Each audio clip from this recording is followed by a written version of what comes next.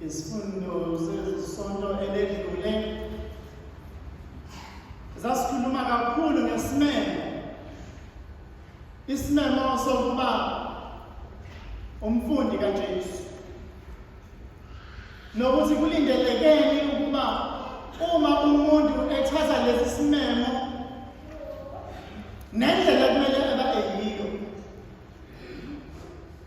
ukuze akwazi ukungena kuleso simemo ngendlela efanele abesihamba futhi ngendlela efanele. Leso simemo siyakhuleka namhlanje ukuthi uma ngempela singabafundi bakaJesu yini ekumele sibe nakho. Namhlanje uJesu uyabathuma abafundi abawu-72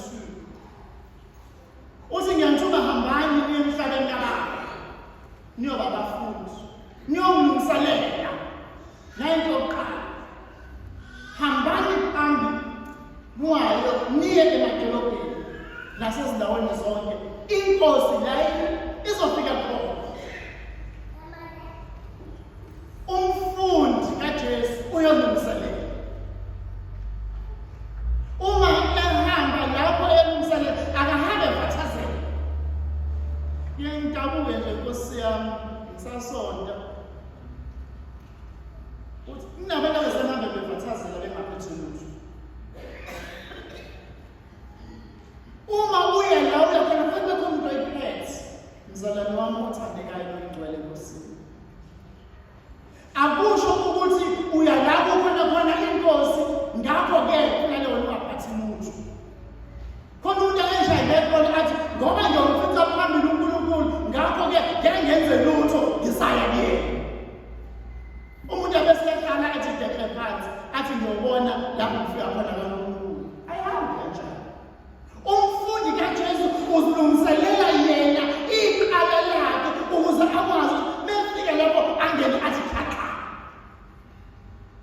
Zonke izinto bese zingena esimeni esifanele abesiyakwazi abe nale nkululeko yokuthi yena ungumfundi kaJesu. Umuntu athi uyasontweni kodwa akaza kuvela sekusena athi baba wethu athi ngomfitha phambili uyasho baba wethu. Umuntu angaliphathi ulusane lakhe athi vele ngiyothenga phambili. Umuntu angasho nomkhuleko omncane ungene shaya imoto umuntu adumise imoto ngiyofika phambili. Kodwa lo umfundi kaJesu. Uthi uJesu njengoba ngimthuma hambani uyabalungiselela uthi njengoba ngithi hambani nilungiselela la ngiya khona nami noma la ngizofika senenzile khona ngingaphathi lutho. Ngaphathi lutho. Ngoba mina ngithembe enkosini uqobo lwayo. Hayi ukuthi abanalutho laba bantu labazalwane labafundi banokumazi uNkulunkulu.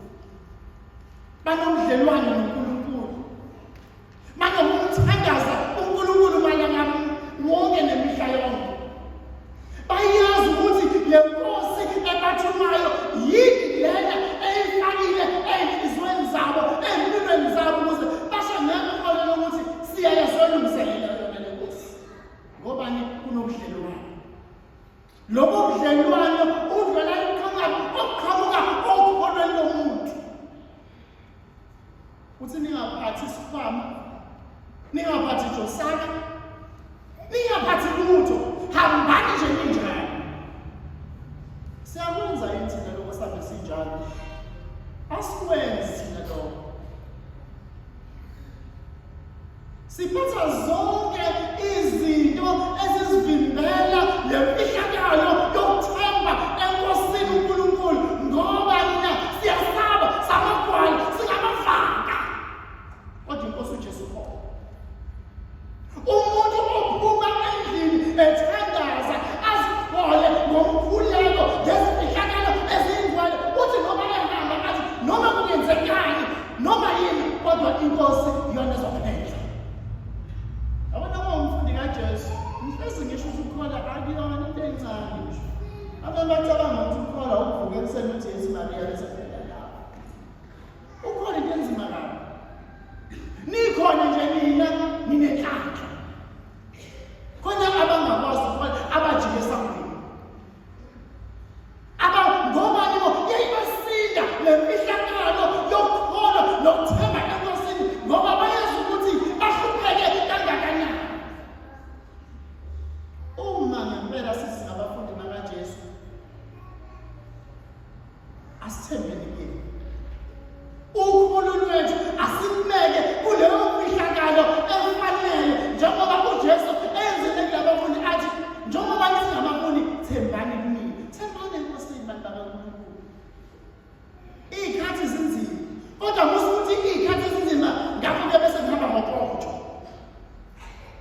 ngoba iy'khathi zinzima ukuthi ngizohlala ngithi ngiyekele.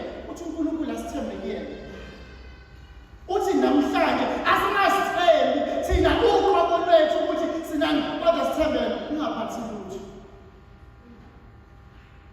Mhlawumbe umuntu angisebenzisa indawo yasemakhaya ngelinye ilanga ngeke ngisho indawo ngoba khona abanye baqhamuka ngakuyona. Ababekutshela abazalwane bethi thina baba ngeke sabe singaphatha lutho sophatha iy'gqabo zethu. It's a culture. Into khona endaweni. Athi umuntu mina mengihamba nje ngesuku ngiphatha isigqabo sami ngithemba sona before ngithemba uNkulunkulu wami. Into khona abazalwane abantu bami. Ningaphoxeki ngisho into khona siphila ngayo futhi. Mhlawumbe nathina basu wethu siyahamba nje khona igqabo zethu esiphele esithemba zona lapho kusithemba uNkulunkulu. Bese ukholo wethu silibeke la eceleni. Kungabi iyona into ebanje umhlahlandlela nento esiphandlela ukuthi la sifika khona siyazi ukuthi uNkulunkulu khona. Ukholo lwethu asilibeke eceleni.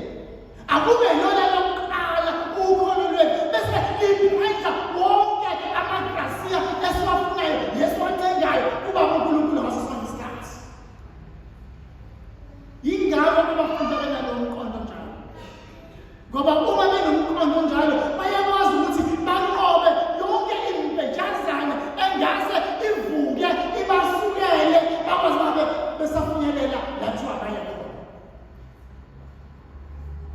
Mhlawumbe thina-ke singasiphethe iy'gqabo zethu ezinto ezozivimela njengabantu bakuyena abangasondisa kuyona ngelinye ilanga. Mhlawumbe thina sinjalo. Mhlawumbe okwesihlukile. Mhlawumbe omunye wethu uthi yena mehamba okuzigqabo sami sangempela ukuziqhenya kwami. Athi omunye into engabe isigqabo sami ukuba nenzondo kwami. Athi omunye umuntu ungaqoleki kwami. Athi omunye ukuzazisa nokuzibeka phezulu okwami. Abanye abantu abayilutho. Eyakhe indlela nayo. Lezo zinto-ke ziyakwazi ukuthi zisivimbele ukuba ukholo lwethu noloncane lungabe lusakwazi ukuqhamuka luvele bese luba nomsebenzi emihle. Lube nesihawu, lube nothando, lube nokunakekela, libe nomusa, libe nokubekezela ngaso sonke isikhathi. Bese kuyaphela zonke lezi zinto ngoba nina zivinjwe yinenzondo, zivinjwe yilokubaba wenhliziyo zethu esinalo, yilokusinda kwenhliziyo zethu, ukubukelana phansi, nokuqakelana phansi, nokungabasisa abayo. Bese liyafika igrasa likaNkulunkulu. Bese ungakwazi mina nawe sisho ukuthi Nkosi konke kwamaphansi ngenxa yegama lakho. Bese singakwazi ukusho lokho. Ngoba sivinjwe yilezi zinto lezi ezivimba lamandla kaNkulunkulu nokuthemba kaNkulunkulu. Okuyizinto ekumele ngaso sonke isikhathi uma sabafundi bakaJesu asikwazi ukuhamba sabafundi abanenzondo abanganakekeli abanye abantu. Asikwazi ukuba abafundi bakaJesu abangenalo uthando nentshisekelo yokuthanda uJesu nabanye abantu. Asikwazi ukuba abafundi abangeke baze nokhalo oluthi Nkosi kalolu kholo lwakho ngikwazile ukuthi ngidlule la umnyama. Uma ukholo lwethu lisenza sibe sesimeni esifanele siyothemba enkosini singaphathijusana, singaphathi isikhwama, singaphathi lutho, sithi nje igama lakho. Mhlawumbe enye into labafundi eyabashaya emonweni yabo bangakwazi ukuqoba zonke izinto basishaya emahlombe abo noma bazibambatha bathi saze senze kahle. Uthi uJesu musani ukusheshe njalo. Musani ukusheshe nithi hawu konke kuwe phansi. Imina owenze lo msebenzi. Akunini engenze lo msebenzi, imina engenze lo msebenzi enhlizweni zenu, empilweni zenu, kanenza nabo nabafundi. Bona bathini bathi Nkosi sizobika phela isisebenzi. Isisebenzi sikaNkulunkulu siyabika. Isisebenzi sikaNkulunkulu sibe nobudlelwano noNkulunkulu wathi. Isisebenzi sikaNkulunkulu siyakwazi ukuthi nabo ngizokwethula ngizokubeka ezandleni zakho. Nangizokusho kuwena ukhombisa ukuthi umfundi wangempela. Bathi konke kwashona phansi, konke kwasithobela. Akhona amakholwa anjalo ayishaya isifuba, athi mina ngenze konke kahle 100%. Akekho omunye umuntu ongadlula phezu kwami lapho. Akekho omunye umuntu ongangithinta lapho. Akekho omunye umuntu ongenza kangcono kusukela lapho. Akekho omunye umuntu ongakwazi ukuthi angidlule ngazafikela ngale, kodwa mina nginumber 1. Umuntu eshayiko ngisho umuntu ephuma esontweni noma emgaqweni noma emsebenzini uma athi mina akekho omunye umuntu. Uthi uJesu mina owenza umsebenzi. Okwakuzibeka phansi, okwakuba nothando, okwakusebenza bese kwaNkulunkulu okuyena onikeza inzuzo. Umfundi unjalo. Umfundi kaNkulunkulu uba umfakazi wevangeli kaKristu, hayi elokuthi ngifuna abanye abantu bangibone ukuthi mina ngenze kanjani, nginqobe kanjani, bese ngiba ngungqoshishilizi ukuthi akekho omunye umuntu. Uthi uJesu mina ngenze lo msebenzi. Jabulani nisazi ukuthi mhlawumbe uma nenze kahle amagama enu ayobhaliswa, ngoba indodana yomuntu yasebenza kwaze kwaba sekupheleni, ayizange ithi yona ngoba ubaba uNkulunkulu. Ngakho-ke bonke laba abanye ngizobabhidliza,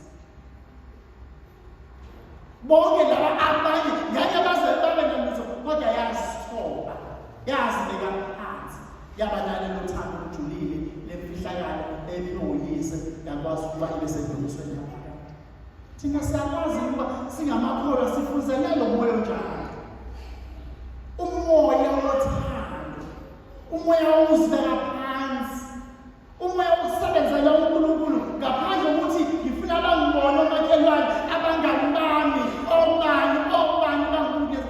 Umoya wokuzibeka phansi ngenxa yoxolo uNkulunkulu alitshalile kuthi siyakwazi ukuthi noma siyadlana siyalumana. Uthi umpostoli Paulus, mina manje ngiyasigabisikani utho kuphela ngoqamlezo lenkosi yethu uJesu Kristu okungaye ngifinyelele kule mfihlakalo lokuhamba enyathelweni zakhe. Nangu umfundi kaJesu, hayi umuntu ozalemba bathu abanye, awuwenza kahle wena, awubonakali wenze. Asihambe ngevangeli njalo, sihamba ngevangeli lokusithoba, ngevangeli lothando, ngevangeli loxolo, ngevangeli lokuxolela, ngevangeli lokuthanda abanye abantu, ngevangeli lenduduzo, ngevangeli lokulela abaphofu nabacindezele nabangelutho nakuhamba ngabo, sithi wena Nkosi baphakamise. Uma siba nevangeli elinjalo lokuphakamisa abanye abantu, sibabeke endaweni efanele, ukholo lwethu luyobonakala ngezenzo zethu, ngoba soba amakholwa ajabulile, soba amakholwa athi mehamba athi kodwa Nkosi akumine ngenzini, lingayishaya isifuba inkolo. Umfundi athi mina ngenze konke, athi kodwa Nkosi ngiyakubonga ngoba usebenzile empilweni yami. Siyakusho yini lokho? Noma siyakhosha, noma siyahluphekana, ungaboni ngelaza ngithula. Asibona abafundi esontweni uma singena emisweni enkonzweni le, sizocela lawo manje ukuthi Nkosi awungivukuze empilweni yami ngibe umfundi, hayi umfundi nje, kodwa ngibe umfundi ojulile ezimfihlakalweni zakho. Uma senze njalo ukholo lwethu luyosibeka emgangathweni, endleleni efanele, bese sisho ukuthi Nkosi senza konke njengomyalo wakho, alituswe lidunyiswe ngaso sonke igama lakho. Akasize uNkulunkulu asihlanganise, asilondoloze asigcine, uyise, indodana nomoya oqokileyo.